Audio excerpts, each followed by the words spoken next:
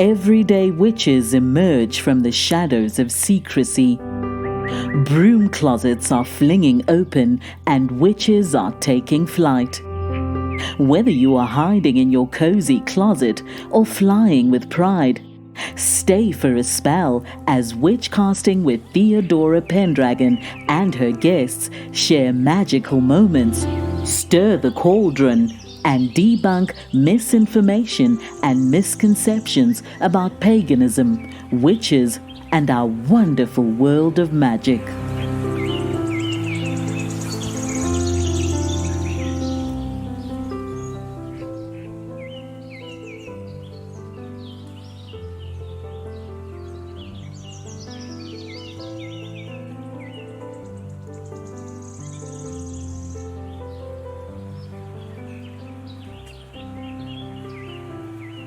Hello, everyone. I'm your host, Theodora Pendragon, and today I have another special guest. As you know, all my guests are special. We have Lucy Byrd Hope, and she was referred to me by her publicist, Brigitta Tamarchio. Welcome, Lucy.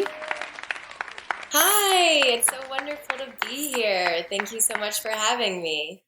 Well, you're very welcome. And I have your resume, and I don't even know where to start. So why don't you tell us a little bit about yourself? For sure. So I am an author. I just had a book come out, Daily Alignment, and I'm very big in the holistic world. I'm a holistic guide, so I see clients one-on-one and promote energy wellness using Reiki and shamanic practices. And I'm also involved in a holistic beverage company. So a lot in the mind, body, spirit world. That's what I'm all about. So how did this all begin? I would say what really motivated me was pain, honestly. I went through a lot of trauma about 4 to 5 years ago, and that pain pushed me to seek and be open to any sort of alternative medicine or new practice that I could engage with. I had always been interested in the mind. I studied psychology in college. And it was really, though, through this metamorphosis of being pushed to try new things that I tried Reiki and fell in love with it. And that I ventured into my first Mind, Body, Spirit Expo, which is where I met so many wonderful teachers and mentors that have guided me, and just loved learning more about the community and being involved in it. Through your trauma, you were trying to find answers, and you went down the path of alternative spirituality. Exactly. Were you spiritual before that? I was spiritual. I had gone through some religious trauma in my life where it made me opposed to, honestly, I was atheist for a little bit. And then I was able to reestablish that relationship with my higher power and view it from a spiritual lens instead of a religious lens. And for me, that was really beneficial. I've met quite a few people who follow a different path, like you and me and most of the listeners. And I've met many people who have experienced religious trauma. Can you tell us about yours? Yeah, mine was mostly mental and emotional. I started asking questions around religion and the faith that I was in. I was Episcopalian, grew up Episcopalian, and I was so shocked when my questions were met with not only a form of denial, but a form of like, how could you kind of things, like one of my big questions was, so you're telling me that every other person who was just born into any other religion than this one is going to hell, or they've got it wrong? So you're telling me everyone else has got it wrong? Like, what if we all just maybe have nuggets of the truth? Like, what if we're more united than divided? And that was just not received well. And my sanity almost was questioned. And I really, really struggled with that. And it made me think, well, if I can't ask questions, then I don't want to be a part of this. It didn't make me feel safe that I wasn't allowed to ask questions. You were told that you were on the right path, and anybody else who did not follow this religion was going to hell or somewhere else? Well, yeah, I mean, essentially on the wrong path, right? And I just couldn't understand how everyone else had got it completely wrong. That just didn't make sense to me to just be, especially because so much of this is taught from birth. So it's just kind of like, so everyone else is just being born awful. That doesn't make any sense to me. I mean, and that was more of an interpretation that I was taking. That wasn't like what I was being preached. It was just, that was what I concluded based on the dogma and based on the rules. And asking questions around that was not received. I know what you mean by questions and what's the right path. I remember not when I was first alerted, but it was one of those times it's like, I've had enough of this. My first husband and I were getting ready to go overseas, and I had just had a baby, or we had just had a baby. And he was adamant about having the baby baptized in the Catholic Church.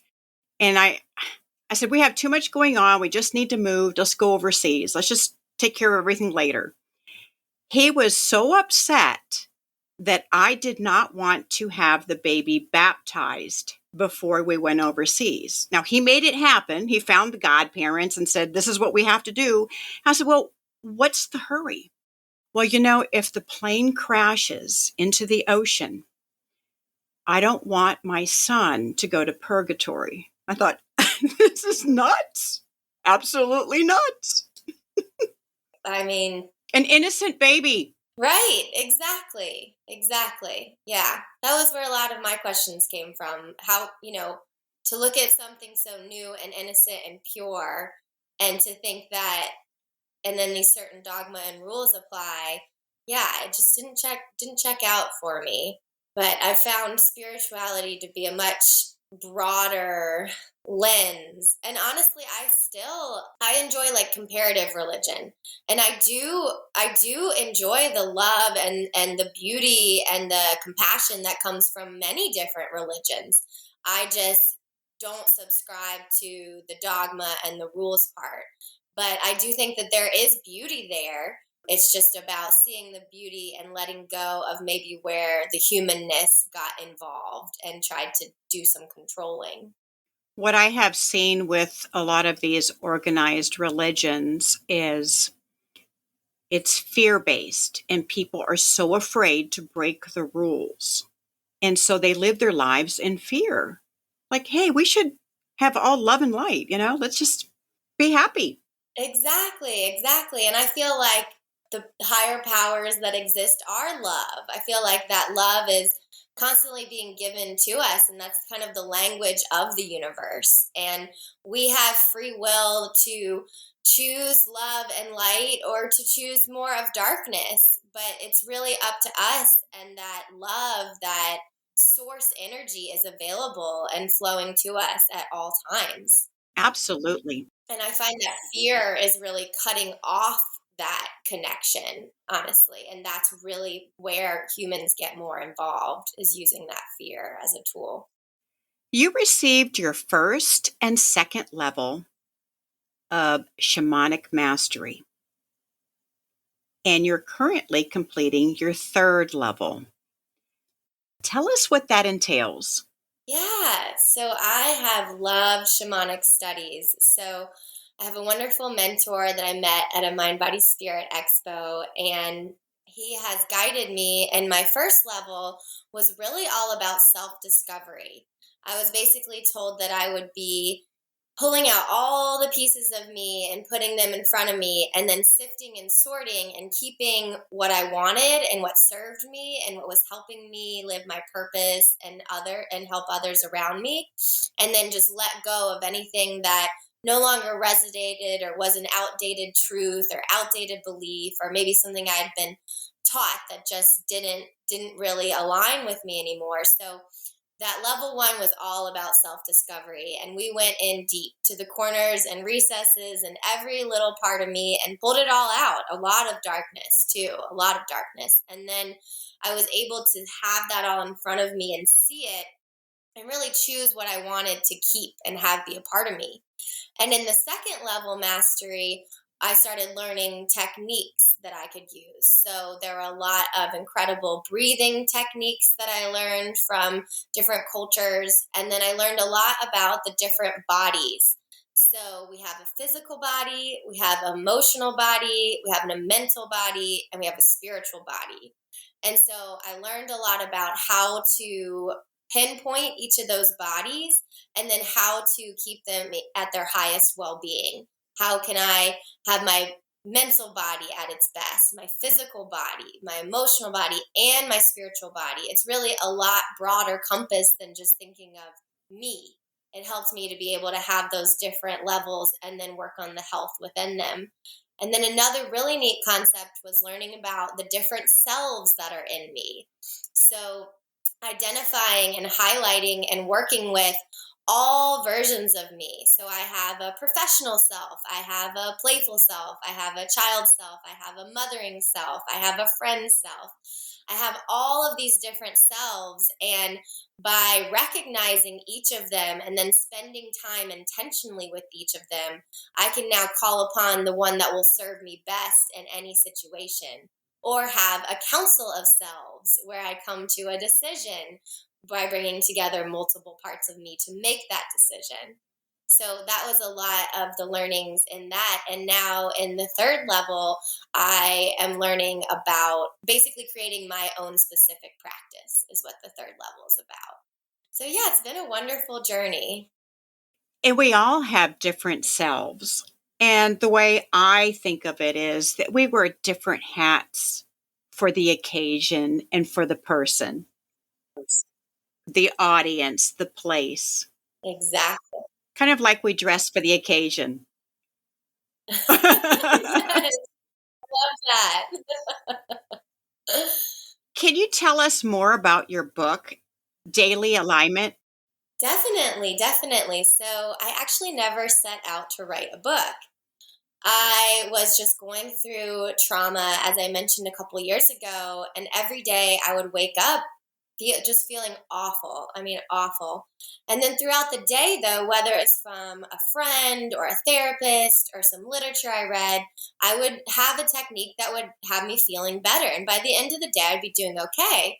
But then the next morning when I woke up, I'd be feeling awful again. And so to circumvent this pattern, I started writing down the things I learned during the day and putting them on a piece of paper right beside my bed.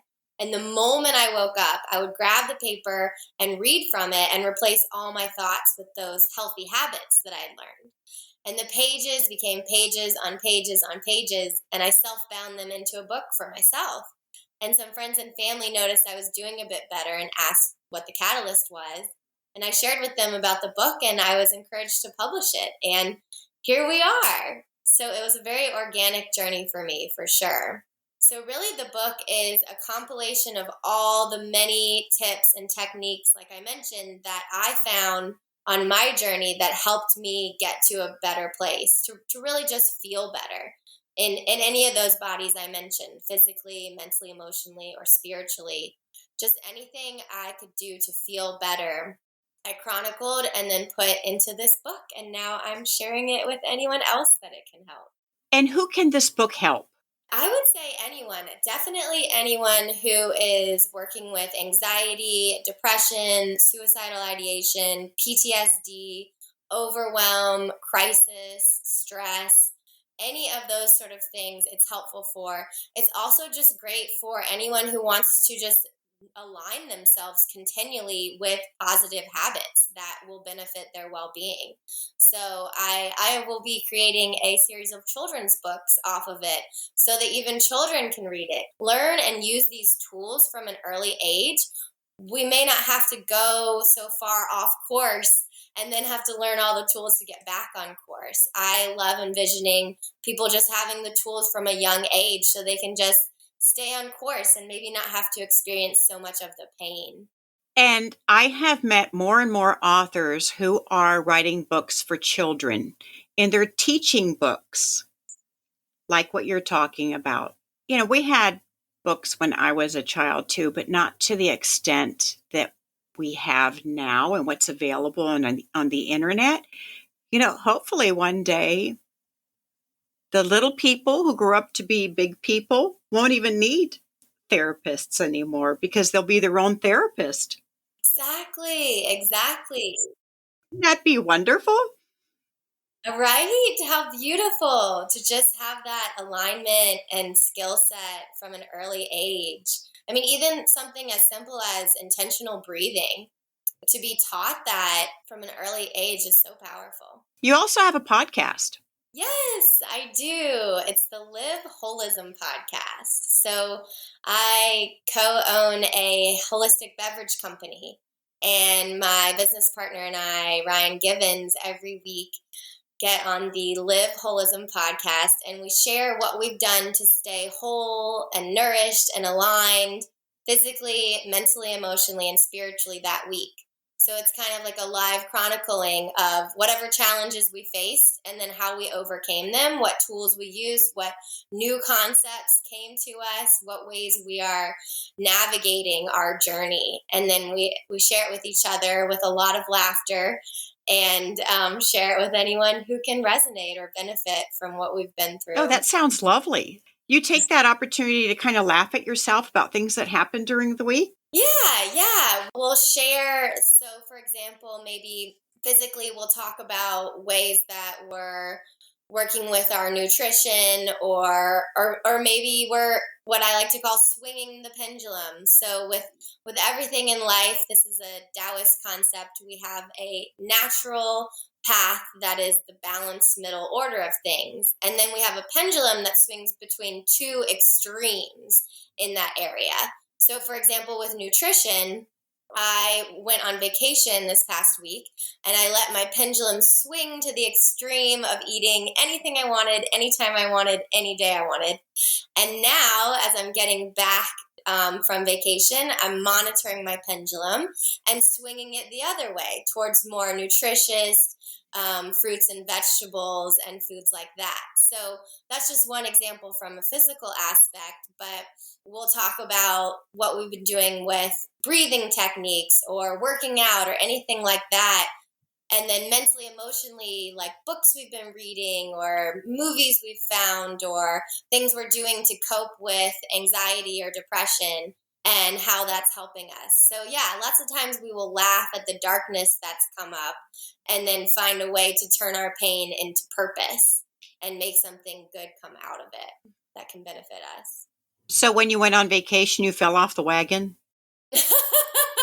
Yes, but intentionally. So it's a less of a falling off, and there's less guilt and shame or anything during it because I'm like, okay, I'm going to intentionally let my pendulum swing. So that intentionality is what helps a lot with the enjoyment of it and then the rebalancing of it. Just the awareness, really. That's what I tell myself when I eat a bag of jelly beans and 3 slices of cake. Exactly. As long as you do it in awareness, then you're doing it, That's really the journey, to just be in awareness. It sounds like your podcast is a lot of fun. It's not boring like mine.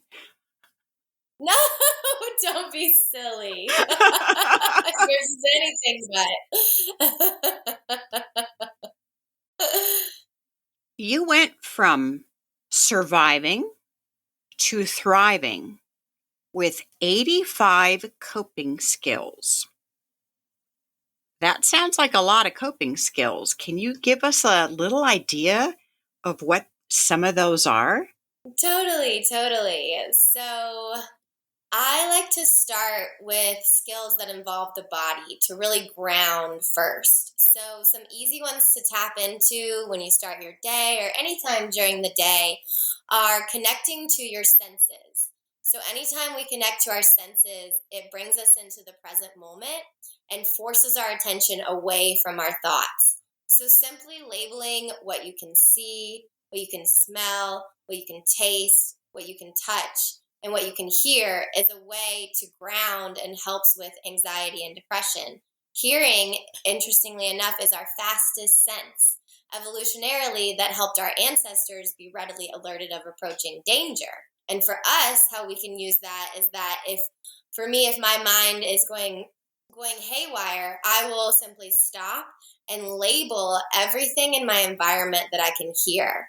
And so that is everything from the hum of the air conditioner unit to right now I hear my dog drinking water to my breathing to birds chirping outside. Anything in your home, the outside environment, or within your body are sounds. And just by engaging with that activity, you are refocusing your mind on something other than your thoughts. And another way to get into your body is intentional breathing. So that is an easy one is counted breathing. There are a lot of great breathing techniques, but when you wake up, just breathing in for the count of 4, holding for the count of 4, breathing out for the count of 6, and holding for the count of 4. Doing that 3 times when you first wake up or any time throughout your day taps your body into your parasympathetic nervous system, which is your rest and digest, your calm state. You have a lower heart rate and lower blood pressure in that state. And another really great body one is to mentally scan your body. This has been shown as a really easy way to lower cortisol in the body. So you just simply mentally bring awareness to the different parts of your body, your feet, your legs, your torso, your neck, your arms, your face, and you just simply observe any sensations that arise and let them pass and let those muscles relax and release. And it's wild how just bringing awareness to parts of your body, you'll feel yourself like unclenching things that you didn't even realize you were clenching. So those are some really easy body ones and some of my favorite mental concepts. So once I'm grounded in my body, I'll play with some mental concepts. So a really fun one is called engaging with positive aspects. So this is an Abraham Hicks concept, who is a wonderful spiritual teacher. And it's basically the concept of labeling anything in your environment or your day or yourself that uplifts you and fulfills you and brings you joy. And it's a little different than gratitude because it's a version of gratitude, but gratitude can sometimes feel difficult when we're in times of like depression to reach for something to be grateful for. So positive aspects instead is just labeling anything in your environment that you find positive. So for example, if you wake up, maybe what's positive is the feel of your pillow under your head. Maybe your sheets are really soft. Maybe there's sunlight streaming in your window. Maybe there are beautiful birds chirping. Maybe you like the color of the paint on your wall. Maybe you enjoy the temperature of the room. So you see, it's these things that are very just simple and in your environment and natural for you to label. And this habit of aligning yourself with positive aspects can build momentum and bring more positive aspects in your day as your vibrations are now attuned to that. I like that. Some fun ones. And I'll share one more. Is one of my favorites is an activity that you can do anytime you find yourself overwhelmed or in crises or any sort of stress. It's called the mammalian dive response. And it's a response in your body that is brought on when you put a cold washcloth on your forehead, eyes, and nose. Or if you're brave, dip your face into an ice bath. Whatever gets your forehead, nose, and eyes cold. And so when you do that, it tricks your body to think you're suddenly underwater, which brings about this mammalian dive response. So that's an automated reaction in your body that lowers your pulse, lowers your heart rate and increases the flow of blood to your brain. So within 30 seconds of doing this exercise, it's been scientifically shown to help cognitive thought come back and clarity of thought, and for a calm state to go over your body with that lowered heart rate and lowered pulse. It's a really easy hack, and I have a couple more hacks like that in the book that are just fun things to do in times when you need that relief. And your book is Daily Alignment. I will put the link to your book in my notes, and also the link to your website, your podcast, and your Instagram. Yes, thank you. You can get the book on Amazon. It's Daily Alignment by Lucy Byrd Hope, Bird with a Y. And then my website is just lucybirdhope.com. And Lucy Byrd Hope is also my Facebook and Instagram. It's been a pleasure having you on the show, Lucy. Thank you for coming. And I'm so grateful to your publicist, Bridgetta. So I'm going to have to contact her and tell her, thank you, thank you, thank you. We love Lucy. Well, it's been so wonderful to be here as well. I love everything that you're doing and the messages you're sending out. So I'm really honored to be a part of it. Thank you. And you're welcome.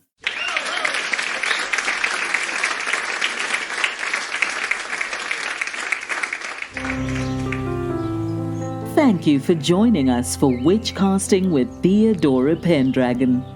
Have a burning question or have a topic you'd love Theodora and her guests to discuss on the show? Contact her through Instagram at Theodora Pendragon. If you enjoyed this episode, make sure to subscribe so you don't miss the next one. And help us spread the word by leaving us a rating and review and sharing it with your friends. See you next time, and may your magic always shine.